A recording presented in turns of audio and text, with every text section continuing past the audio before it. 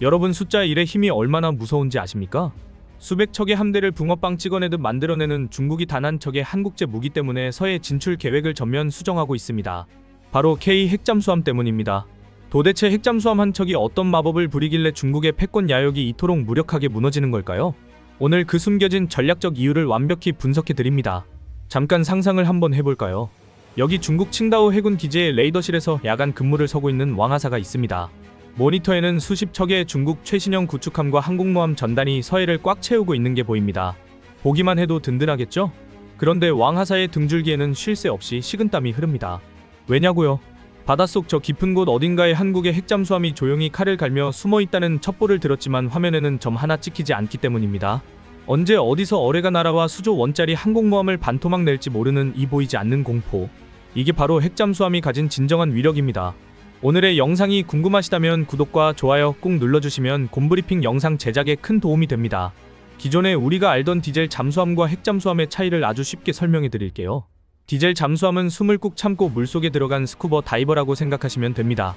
아무리 장비가 좋아도 결국 숨을 쉬려면 물 밖으로 고개를 내밀어야 합니다. 잠수함 용어로는 이걸 스노클링이라고 부르는데요. 배터리를 충전하기 위해 주기적으로 수면 가까이 올라와서 디젤 엔진을 매연과 함께 돌려야 하거든요. 이때 엄청난 진동과 소음이 발생하고 상공을 맴도는 적의 해상 초계기나 구축함 레이더에 딱 걸리게 됩니다. 수치로 비교해볼까요? 디젤 잠수함이 물속에서 들키지 않고 버틸 수 있는 시간은 최신형이라고 해도 길어야 2주에서 3주 남짓입니다.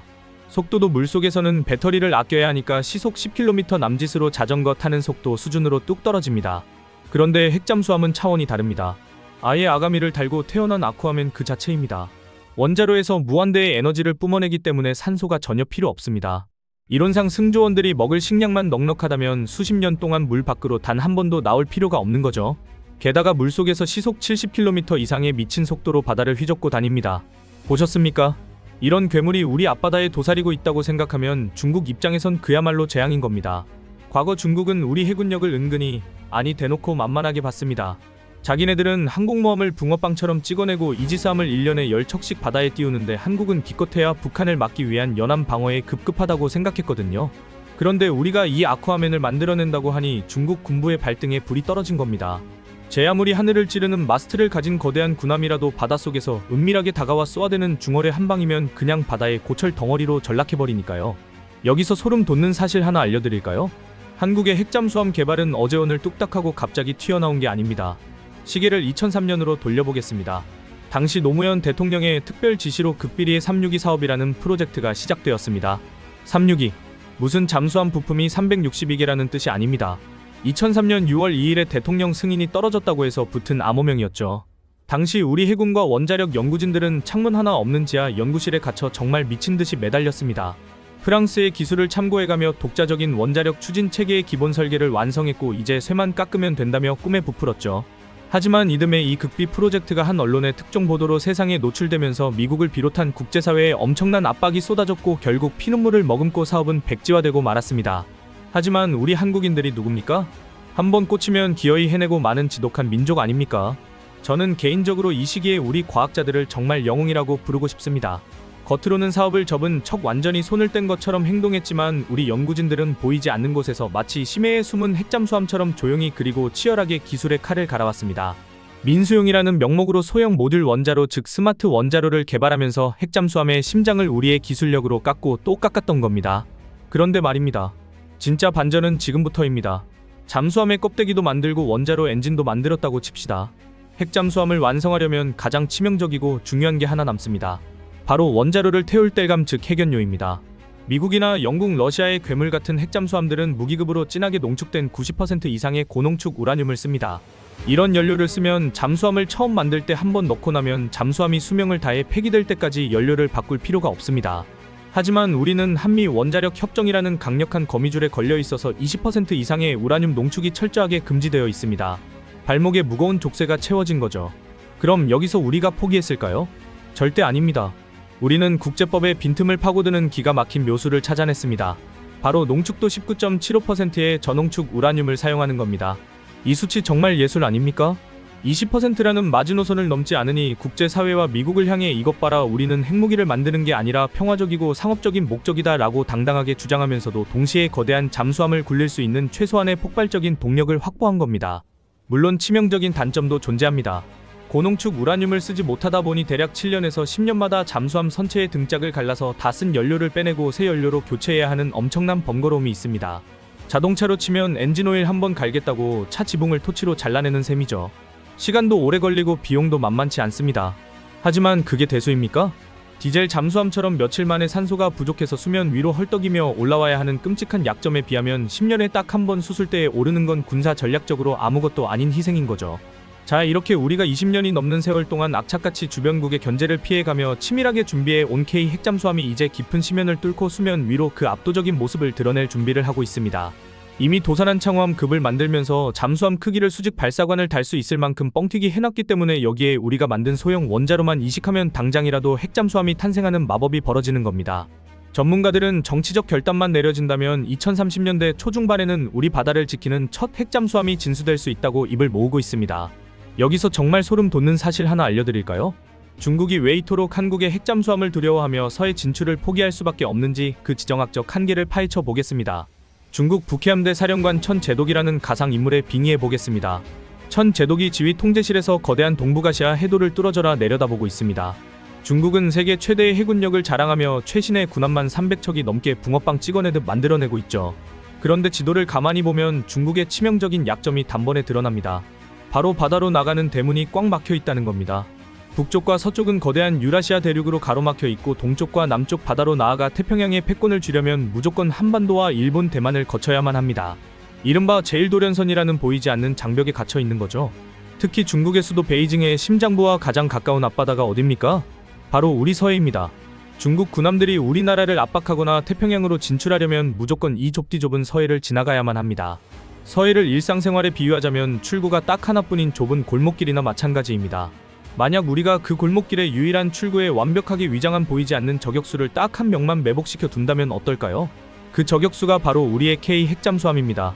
중국의 거대한 항공모함 전단이 위풍당당하게 수십 척씩 몰려와도 바닷속 깊은 곳에서 산소 공급 없이 몇 달이고 숨죽이고 기다리는 저격수 앞에서는 속수무책입니다. 언제 어디서 어뢰가 날아와 가장 핵심이 되는 지휘함의 허리를 꺾어버릴지 모르는 그 끔찍한 공포. 이것이 바로 거대한 중국 해군의 발목을 단번에 부여잡는 사신인 겁니다. 피부에 와닿게 구체적인 수치로 극단적인 대비를 해볼까요? 중국이 자랑하는 최신형 푸젠함 항공모함은 건조 비용만 무려 5조 원이 훌쩍 넘고 탑승 인원이 3,000명에 달하는 떠다니는 해상 도시입니다. 반면 우리가 계획 중인 차세대 핵잠수함은 건조비 1조 원에서 2조 원 남짓의 승조원은 100여 명 수준이죠. 건조비는 3분의 1도 안 되고 인원은 30분의 1 수준인 딱 한 척의 잠수함이 5조 원짜리 바다의 요새를 단발에 수장시킬 수 있는 겁니다.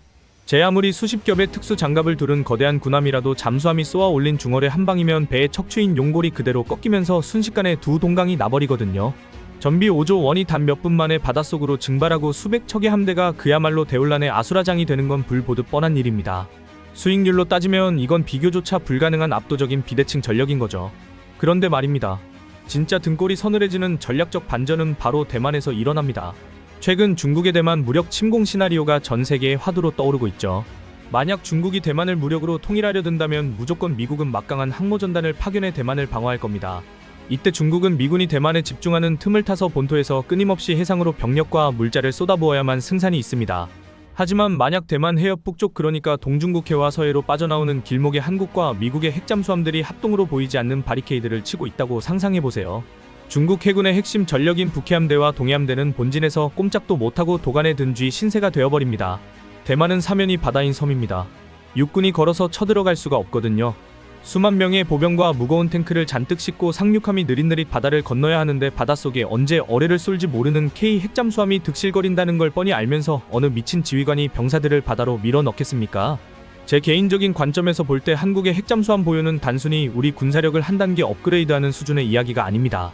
이것은 동북아시아에 기울어진 군사적 밸런스를 강제로 평형 상태로 맞춰버리는 지정학적 게임 체인저입니다. 그동안 중국이 막강한 자본력과 물량 공세로 우리를 은근히 변방 취급하며 압박해왔다면 이제 우리는 단 한 척의 핵잠수함이라는 보이지 않는 비수를 중국의 턱 밑에 겨눔으로써 그들의 해양 패권 야욕을 원천적으로 봉쇄할 수 있는 가장 강력한 조커 카드를 쥐게 되는 것입니다. 여기서 상황을 한 단계 더 깊이 들어가 볼까요? 개인적으로 저는 이 상황을 보면 한국이라는 나라가 가진 지정학적 운명이 참 기구하면서도 대단하다고 느낍니다. 우리는 강대국들 사이에 끼어있는 나약한 새우가 아니라 맹독을 잔뜩 품고 바닥에 숨어있는 가시보고 같은 존재가 되어야만 살아남을 수 있거든요. 중국의 서해 진출을 막는 것을 집안 보안 시스템에 비유해 보겠습니다. 중국이 서해라는 마당에 수십 대의 최첨단 감시 카메라와 센서를 달아놨다고 자부하고 있습니다. 그런데 우리는 그 카메라 화면에는 절대 잡히지 않는 투명 망토를 입고 마당 한가운데에 서 있는 호위무사를 배치한 겁니다. 아무리 화면을 들여다봐도 안 보이는데 문을 열고 나가려 하면 목에 서늘한 칼이 들어오는 상황. 이게 바로 서해에 배치된 K 핵잠수함이 만드는 뼈저린 공포입니다. 수치로 그 공포감을 더 극대화해볼까요? 핵잠수함에는 단순한 어뢰만 실리는 게 아닙니다. 잠수함 발사탄도미사일 즉 SLBM이나 잠대지 순항미사일이 수직 발사관에 가득 실리게 되죠. 현무 미사일을 잠수함에 싣는다고 가정해봅시다. 서해 한가운데서 물 밖으로 쏘면 사거리 1000km 아니 500km만 잡아도 베이징 칭다오 상하이 같은 중국의 심장부와 핵심 경제 군사 시설이 단 5분에서 10분 안에 타격권에 들어갑니다. 방어할 시간? 요격할 틈? 그런 건 아예 존재하지 않습니다. 잠수함이 미사일을 쏘아 올린 걸 레이더로 확인하는 순간 이미 중국 본토는 불바다가 될 수밖에 없는 거죠. 14억 인구를 지키는 거대한 대륙의 방공망이 단 100여 명이 타고 있는 잠수함 한 척 때문에 완벽하게 무용지물이 되는 겁니다. 자, 다시 북해함대 사령관 천제독의 시선으로 돌아가 보겠습니다. 대만 침공 디데이가 떨어졌습니다. 상륙함 수십 척의 병력 10만 명을 싣고 거친 바다로 나가야 합니다. 그런데 미군의 항모전단이 도착하기도 전에 서해 바다 밑바닥에 한국의 핵잠수함이 잠복해 있다는 특급 첩보가 들어옵니다. 천제독이 추락 명령을 내릴 수 있을까요? 절대 못 내립니다. 항구를 벗어나자마자 보이지 않는 심해에서 날아온 중어뢰의 수송선이 격침되면 바다 한가운데서 귀한 병력 수만 명이 한순간에 수장됩니다. 결국 중국은 한국의 눈치를 보느라 아니 한국의 핵잠수함이 두려워서 발이 묶이는 최악의 딜레마에 빠지게 되는 겁니다. 대만 사태에서 우리가 미국과 합동 작전을 펼친다면 그 위력은 몇 배로 증폭되겠죠. 미국이 거대한 방패이자 망치가 되어 수면 위에서 시선을 끄는 동안 우리의 핵잠수함은 보이지 않는 예리한 단검이 되어 중국의 가장 연약한 배 밑바닥을 겨누는 겁니다. 거대한 코끼리도 발바닥에 독가시가 박히면 주저앉을 수밖에 없는 법이거든요. 그런데 말입니다. 진짜 반전이자 우리가 직면한 가장 차가운 현실은 지금부터입니다. 이 완벽해 보이는 K 핵잠수함 도입 시나리오의 가장 큰 걸림돌이 누군지 아십니까? 바로 우리가 혈맹이라 부르는 미국입니다. 미국은 동북아시아에서 한국의 군사력이 강해져 중국을 최전선에서 견제해 주길 간절히 바라면서도 동시에 한국이 스스로 핵연료를 떡 주무르듯 다루며 통제 불능의 독자적인 힘을 갖는 것은 극도로 꺼려하고 있거든요. 우리가 넘어야 할 가장 크고 험난한 산은 어쩌면 중국의 항공모함 전단이 아니라 워싱턴의 정치인들일지도 모릅니다. 자, 오늘 곰브리핑에서 준비한 핵잠수함의 숨겨진 비밀과 전략적 가치 어떻게 보셨습니까? 마지막으로 여러분께 묻고 싶습니다. 우리가 팍팍한 국가 예산을 쪼개고 미국의 끈질긴 외교적 압박과 반발을 감수하면서까지 수조 원이 드는 핵잠수함을 기어이 자체 개발해야만 할까요? 아니면 굳이 미국과 얼굴 붉히지 말고 지금처럼 우수한 재래식 잠수함과 미국의 든든한 해구산에 우리 앞바다의 안보를 맡기는 것이 더 현실적인 선택일까요? 여러분의 날카로운 생각과 다양한 의견을 댓글로 자유롭게 남겨주세요. 지금까지 곰브리핑이었습니다.